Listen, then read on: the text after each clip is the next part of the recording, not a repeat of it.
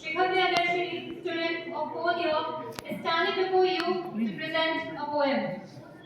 आज मैं आपके सामने अपनी एक कविता प्रस्तुत करना चाहती हूँ जिसका शीर्षक है भारत की संभावना, अतीत से भविष्य की ओर। यह कविता हमें अपने अतीत का स्मरण कराती है और हमें यह बताती है कि आज हमारे देश को युवाओं की कितनी ज्यादा जरूरत है। आज युवाओं के समर्थन के बिना हम अपने देश को ऊंचाई के शिखर पर लेकर जाने की कल्पना भी नहीं कर सकते। तो मैं प्रस्तुत करती हूँ अपनी कविता। आज की शाम शहीदों के नाम है और यहाँ बैठे हम सब इस बात का प्रत्यक्ष प्रमाण है कि नहीं हमारा देश अब अंग्रेजों का गुलाम है। मना रहे हम आज गणतंत्र का अभिमान है तो कभी गाते हम स्वतंत्रता का गान है। यह सौभाग्य हमारा है क्योंकि किसी ने अपने खून की स्याही से लिखा स्वर्णिम इतिहास हमारा है। चंद्रशेखर आजाद जैसी कुर्बानी हो या नेताजी राजगुरु भगत सिंह जैसी जवानी हो और जिन वीरों ने लिखी अपने देश की एक नई अलग कहानी हो, उन वीरों के बलिदान की शहादत को शत शत नमन हमारा है। उनकी बदौलत आज स्वतंत्रता नहीं वरन स्वतंत्रता की दास्तां हम सुनाते हैं।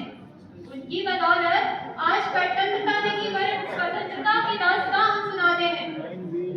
सारे जहां से अच्छा हिंदुस्तान हमारा, यह राग हम आज गर्व से गुनगुनाते हैं और आजादी का जश्न भी हम आज खूब मनाते हैं ना। पर आज आप सबसे मैं एक प्रश्न पूछना चाहती हूँ कि क्या आज हम वास्तविकता में आजाद हैं? अब आप कहेंगे यह कैसा प्रश्न है? आजाद है, हम बिल्कुल आजाद हैं क्योंकि आजादी तो हमें कई वर्षों पूर्व 15 अगस्त सन 1947 को ही मिल गई थी, मिली थी ना। पर आज हमें आजादी तो मिली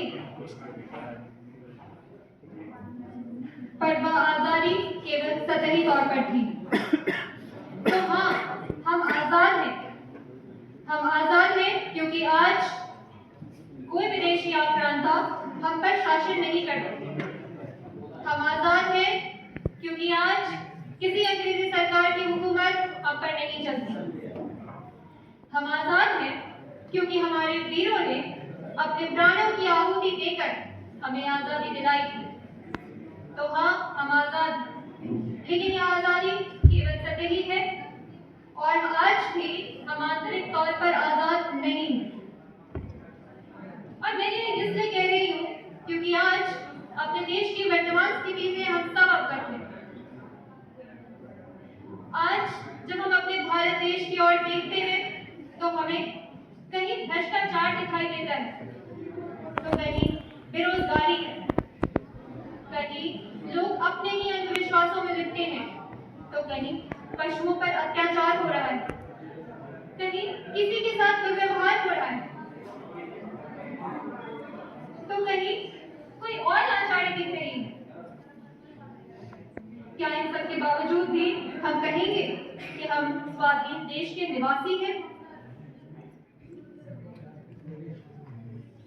हमारे वीरों ने एक स्वप्न देखा था, एक ऐसे भारत का जो आजाद हो, जो स्वतंत्र हो, जहां के नागरिक बिल्कुल स्वाधीन हो, वह किसी भी मानसिकताओं मान्यताओं के गुलाम ना हो। पर आज हम कभी धर्म के नाम पर लड़ते हैं तो कभी जातिवाद।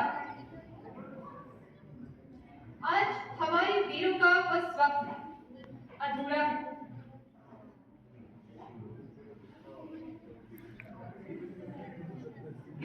आज हम सबको यह प्रश्न पूछना चाहिए कि आखिर कब तक चलेगा यह मंजर जो आज चल रहा है। हमारे वीरों ने वह स्वप्न देखा था, एक आजाद भारत का, एक ऐसे भारत का जिसका भविष्य सुनहरा हो, और एक ऐसा भारत जो विश्व गुरु बनने की ताकत रखता हो। और आज हमारी वर्तमान हालत क्या यह दर्शाती है? आज ऐसा लगता है क्या कि हम विश्व गुरु बनने की ओर एक कदम भी बढ़ा रहे हैं? अगर नहीं, तो आखिर कब तक चलेगा ऐसा? आखिर कब तक? गौर फरमाइएगा, आखिर कब तक हम अपने वीरों, शहीदों और बुद्धों का ही गाएंगे गान? आखिर कब तक हम उनकी ही यादों में बहाएंगे अश्क सुबह शाम? क्या हम उनके ही बलिदानों पर मनाएंगे, अब करेंगे अभिमान, या उतरेंगे जंग के मैदान में और उठाएंगे उनके अधूरे ख्वाबों की कमान अपने हाथ में?